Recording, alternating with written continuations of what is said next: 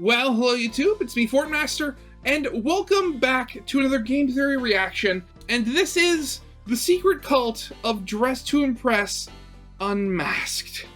Again, my whole long-standing surprise at just how popular Roblox has become aside, again, Dress to Impress. The last video, well, let's just say the last theory video did not endear me to the game at all.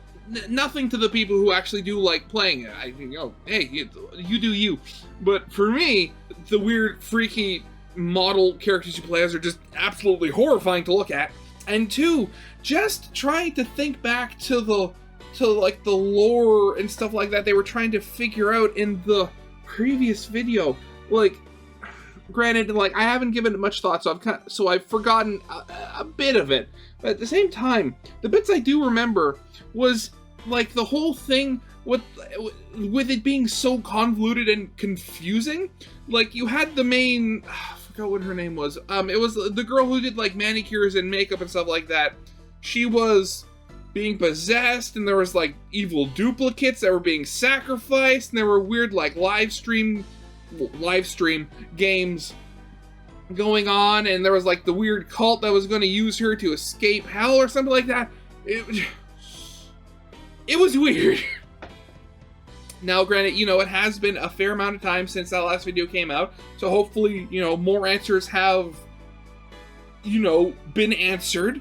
So, I mean, I honestly, I don't know, and maybe it's, yeah, honestly, I am curious. I don't know what kind of curiosity it is, but I'm curious to see where this actually goes.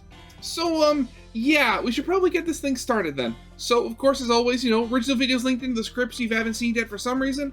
Corner video link to my film theory reaction. And yeah, with all that out of the way, let's get this thing started then, shall we?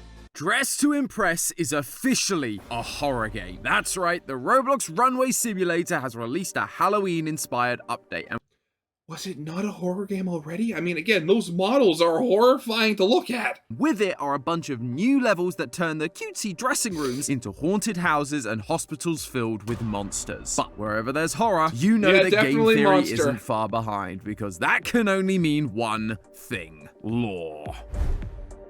Hello Internet, welcome to Game Theory, the show that's so fashionable, it's spooky. Yes, I know I'm a little late for Halloween, but it's actually Halloween as I'm writing this episode, and that means that every game has released their Halloween updates. How many weeks has it been since Halloween, actually? So it's 1, 2, it's almost been 3 weeks. So, man, actually 3 weeks for one of these videos. It's actually quicker a turnaround time than I thought. Interesting. Including the surprise game theory hit of 2024, Dress to Impress. And it really was a surprise because on the surface, it appears to just be like any other runway simulator. Pick an outfit based on the theme and watch all of your hard work go to waste as you're outvoted for host of Slay Theory, Map Pack. But unexpectedly, hidden behind the catwalk curtain was a mountain of dark, hidden lore. Yep, literally I was as a mountain, surprised yeah. as you are. As we discovered last time, the lore focused around the NPC nail lady, Lana. Nail lady, okay, yeah. Medical bills after a terminal illness, leading to her joining a cult run by the ever-mysterious villain Agamemnon. Or as I like... Just the fact, Agamemnon, the leader of this powerful cult, and it's literally just, the default Roblox character with a spooky helmet on. I love that. Like to affectionately call him Aggie, because there ain't no way I'm saying Agamemnon hundreds of times in one episode. You weakling. By using Lana's diary entries, Roblox account bios, and a smattering of Greek mythology, we realized that Aggie was using similar tactics to Agamemnon from the Trojan War mythology. This Agamemnon had to sacrifice his daughter to lift the curse that was put on him by the goddess Artemis, and stop a plague from destroying his crew. Similarly, Aggie had plans to sacrifice Lana, and was writing about a plague all over the walls. He too was making a crew, but instead of soldiers, he was making his army out of doppelganger Lana.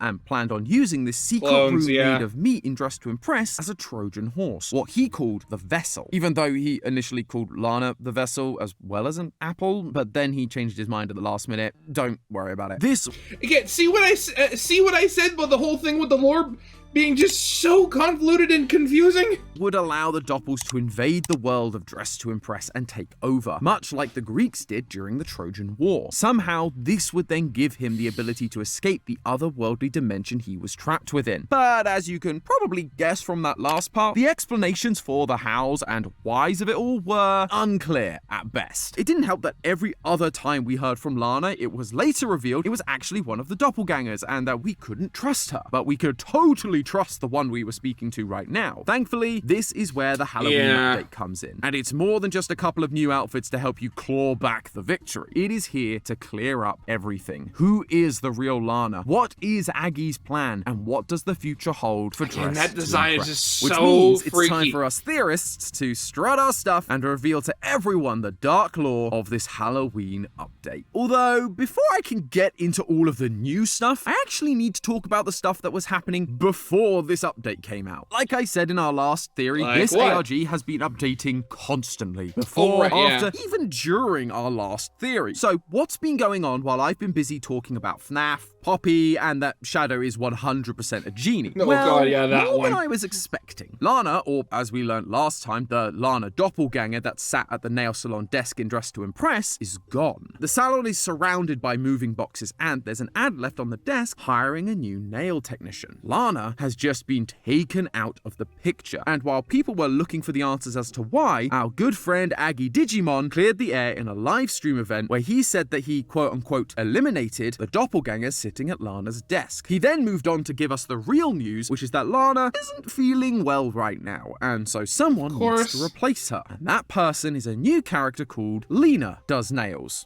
Can you imagine what the writers' meeting must have been like when they came up with that?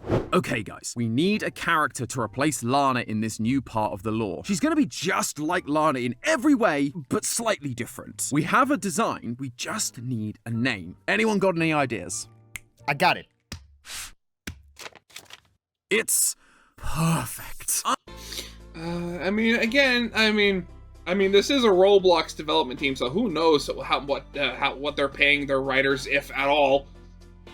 If they have any writers. I'm giving you 5 stars. Maybe I can also get a raise? Sorry, no time. Need to figure out what fashion is considered gyat. Anyway, Lena's Roblox account bio tells us exactly what. I'm gonna be completely honest here. It's moments like that, those are the moments that make me start feeling old. What she's all about. I've always wanted to work for them, yet she was in my way. Lena wants to be on the side of Aggie's cult, but also would have the motivation to remove Lana from the picture. And it looks like she succeeded, now running the salon in her stead, though her methods are a little more drastic than just taking her old job. Next to the nail salon is a secret room. Walk through it and you find Lana trapped inside a cage. She wasn't sick, she was being removed. I mean, granted, being locked in a cage would probably not make you feel very well. Next to her cage is an entry from her diary, and it tells us all previous entries are deceptions. If I had a Robux for every time they told us not to trust the previous diary entries, I'd probably have enough to buy one of the new outfits. Repetitive tropes aside, Lana does tell us exactly who is responsible for the constant inconsistent messaging, leaving a Roblox ID that takes you to the page of Lena Does Nails. All of these entries from the very beginning have been Lena deceiving us, trying to get rid of Lana. So that's what they're going with. Okay, so I'm going to take some bets here. How many people want to bet that, they had this planned from the very beginning, that's why everything was so weird and inconsistent? Or B, that this was added in just now to try to make sense of all of the weird inconsistencies they had before? I'm gonna probably go with B on this one. Which leads us to the Halloween update. Going in, I was expecting more of the same. Ciphers, Roblox IDs, and secret Roblox levels that would leave clues behind for us to piece together. But boy, was I wrong. This update is way less of an ARG and more of a, game. In the intermission area of Dress to Impress, there is a portal you can enter taking you through 3 chapters featuring collectathons, some platforming, a boss battle, and full voice acting. So, sorry Amy, looks like you're not going to need to voice Lana this time around. And Really? that's what happens when you do a Dress to Impress episode over on Style Theory and don't invite me. The first chapter takes you through a dark forest where you find a house. Lana's house. According to her, this is set in the past, before she began working for Dress to Impress. We are tasked with helping her find a few items from around her house because she is no longer well. This is when she got sick, and because she then couldn't afford her medical bills, she had to work for Dress to Impress, which resulted in her getting involved with dear old Aggie, who then took advantage of her. Although, Lana does add one extra detail that makes this whole situation a little more messed up. I wonder if I'll ever be free again. He poisoned me, and I'm no longer well. Lana's illness wasn't something terminal like cancer that she just happened to get that then sapped her finances due to elongated treatment. This illness was given to her by someone, likely in order to force her into hospital and cause her finances to be drained in order that she could be manipulated. And Okay, so I'm gonna guess, that it's Aggie, or at least somebody under his control. But now I'm just curious, because you'd think, well, I guess on the one hand, you'd think that, if you were recruiting for your cult, there would be a lot more places you could go to first before, going to a beauty salon and, dressing competition, whatever Dress to Impress really is. But on the other hand, I mean, you do have the whole thing with, the people who are, terminally, I guess for lack of a better word, addicted to, fashion and stuff like that. I guess there is the whole thing of them, following trends and potentially leading to them being, more mentally weak and easily to be, and more easily, deceived into joining a cult.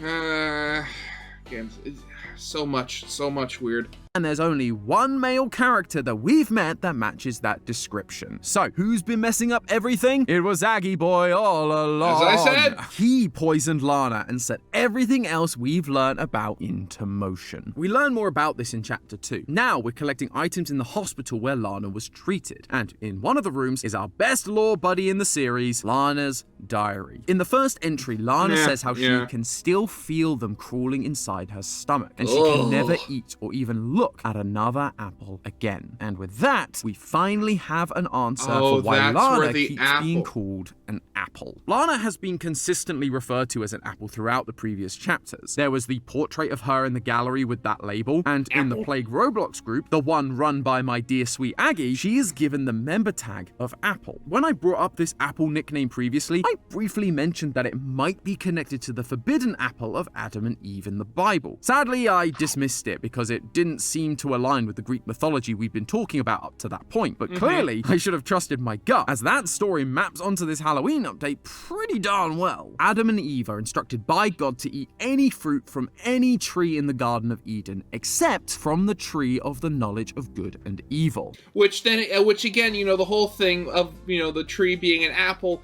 it's never actually stated what kind of fruit is on the tree. It's just, pop culture is kind of gravitated towards the apple, though I think in some instances it might have also been a pomegranate. I'm not entirely sure. The devil then tempts Eve to eat it and says, "For God knows that when you eat from it, your eyes will be opened and you will be like God." But when they did eat it, God then cursed them. And that curse included the interesting stipulation of painful childbearing. This is the same story that's unfolding in Dress to Impress. Lana was given an apple by Aggie. Maybe he was promising her something like the ability to be like God, like we saw with Eve. But just like the devil tricked Eve and then she was cursed to die, Lana ate the apple, and it was then that she was poisoned. The apple was carrying something that is now living and growing inside some her, sort of causing parasite. her pain. She is the vessel for the apple, or whatever parasite was inside of it. Lana does eventually get cured of whatever this thing is, but it left her financially bankrupt and susceptible to Aggie Poo's control, leading to everything we spoke about in our first theory. But why Aggie needed to set all of this in motion is still a bit of a mystery. By manipulating Lana like this, he was able to get her to sacrifice people to help create his perfect form. And it seemed like he was maybe trying to escape from his fortress prison. But why he was there in the first place, why he needed a perfect form, why Lana was considered perfect, still lacked any kind of explanation. That was until the final chapter of this new update. We do a bit of old school platforming and come face to face with Lena, who still has Lana in a cage. Lena then calls on Aggie's powers to become a demon, and you start the boss fight. But during her transformation, a part of a song plays in the background. And let me tell you, this thing slaps. It has been in my head ever since I started writing this theory, which turned out to be a good thing because this song isn't just leaving small breadcrumbs for us to follow, it's giving us the whole dang loaf on a silver platter. The chorus reveals Aggie's goal from the start has been to obtain one thing.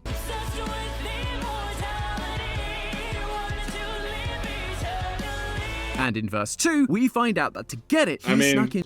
Way to be very blunt, okay. Into a palace and consumed something that gave him immortality. But once he was caught, he was then banished to the fortress where we found him. Figuring out who banished him isn't all that tricky. Once you beat Lena, Lana is finally free, but as she sleeps, Aggie lurks in the corner of her room and says, No, it's not over until I say it's over. Not even the almighty gods of Olympus can stop what is to come. Back in chapter 1, one of the items you have to collect for Lana is the a Greek Tales book. And in chapter 2, she tells us that she's been reading it specifically to learn more about Aggie Lulu. Greek mythology books, gods of Olympus. This game isn't just following the same patterns as the stories from Greek mythology. They are the same Greek mythology. Aggie is the Agamemnon from Greek mythology. And people said I was crazy for bringing up Greek mythology last time. Well, who's laughing now? Aggie was locked away by the gods of Olympus. Specifically, he seems to have it out for one particular goddess. The song opens with the line, "Let me tell you a story of betrayal between two people unalike. There was a goddess who was immortal against the jealousy of a warrior." We know that Agamemnon was a warrior king that was going into battle against the Trojans, so which Greek goddess is this referring to? In our last theory, we talked about how Agamemnon needed to sacrifice his own daughter to the goddess Artemis so that he could sail across the sea towards Troy. This could make sense as the goddess in the song. Maybe he was jealous of her ability to control people's lives, but it didn't feel like a super strong connection. So I kept digging, and once I beat the final chapter, I unlocked this: a Grecian-style tunic, a bird, and a shield. But this isn't just any regular shield, loyal theorists. This shield is called an aegis, a shield bearing the face of a gorgon like Medusa, the monster with snakes for hair that can turn people into stone. The aegis has only really been used by two gods in Greek mythology: Zeus, the king of the gods, and the goddess Athena, who coincidentally is also associated with a bird.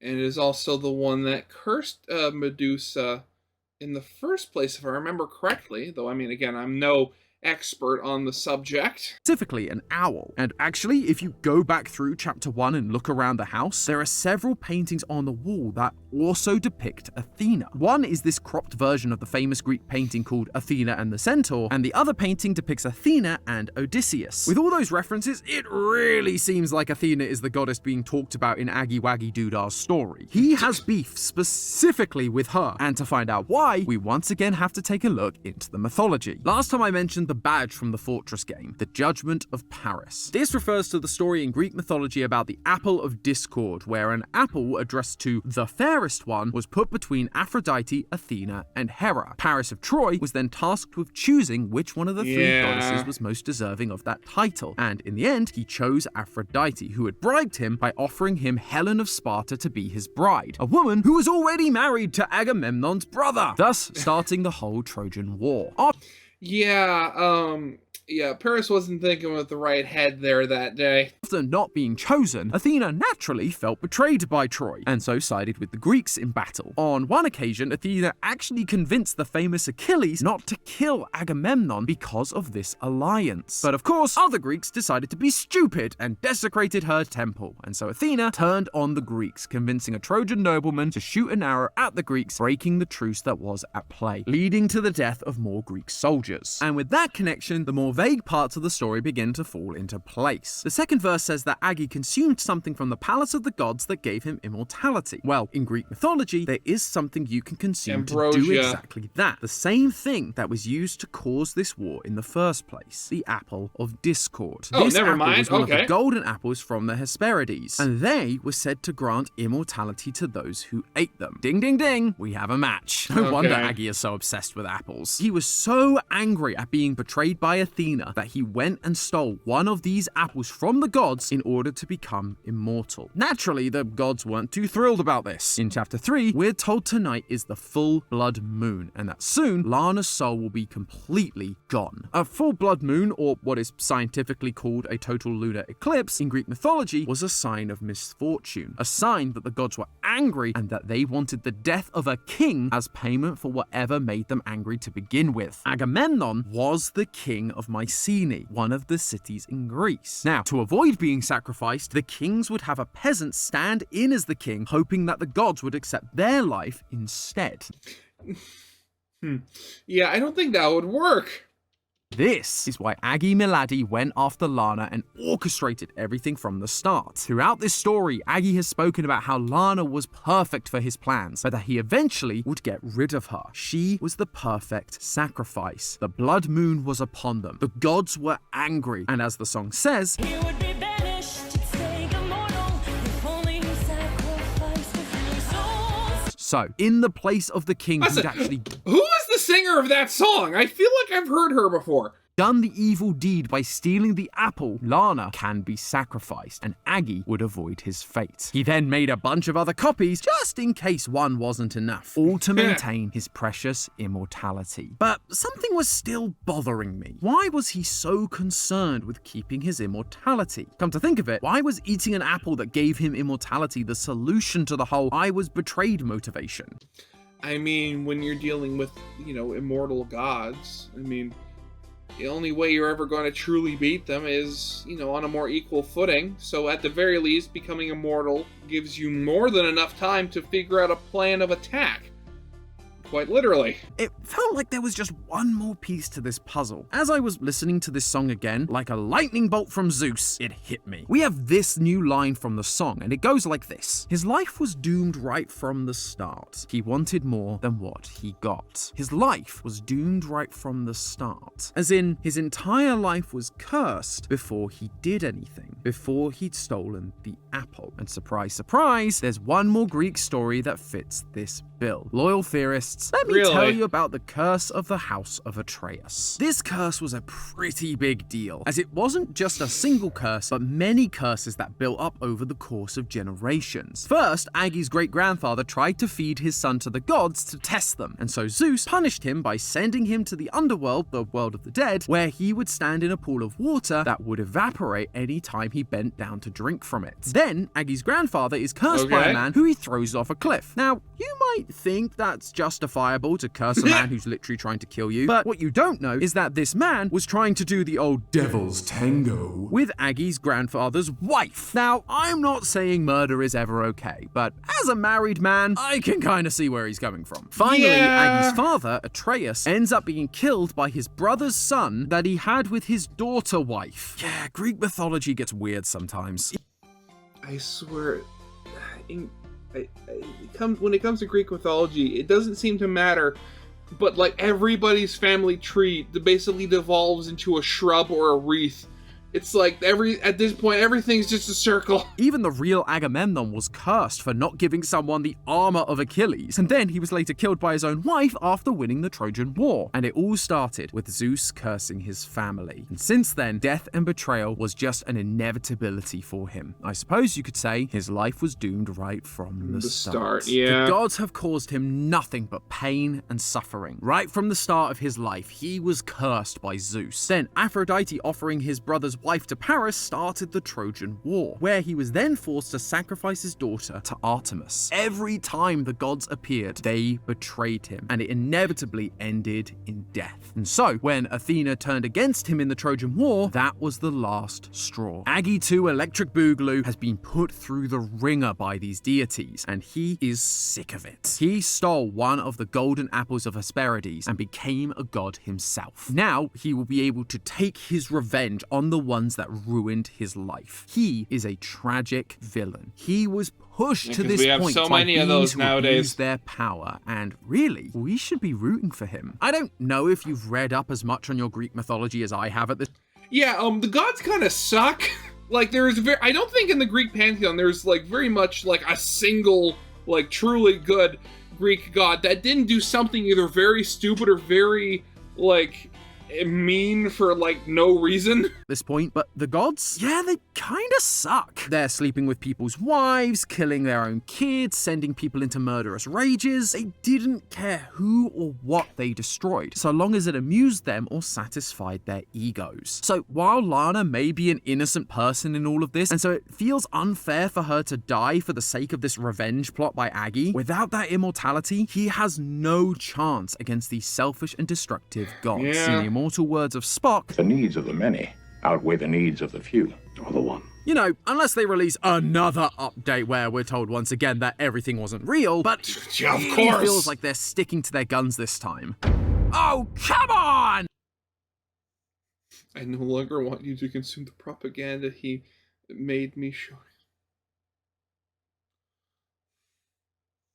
I swear, did these developers have, like, a life? It seems like they're literally doing this, like, 24/7. But hey, that's just a theory. A game theory! Thanks for watching. Oh, God. Okay, so the lore has taken many more twists and turns. And just the whole idea that, you know, the bad guy isn't actually the bad guy, but then he actually might be again because, you know, constant updates. Oh God, I just can't. I'm gonna need some time to decompress and kind of digest all of this, because this, again, maybe it's just because, like, this is getting thrown at me all at once like this, but I find this lore so much harder to follow than, like, anything else that I've seen from game theory.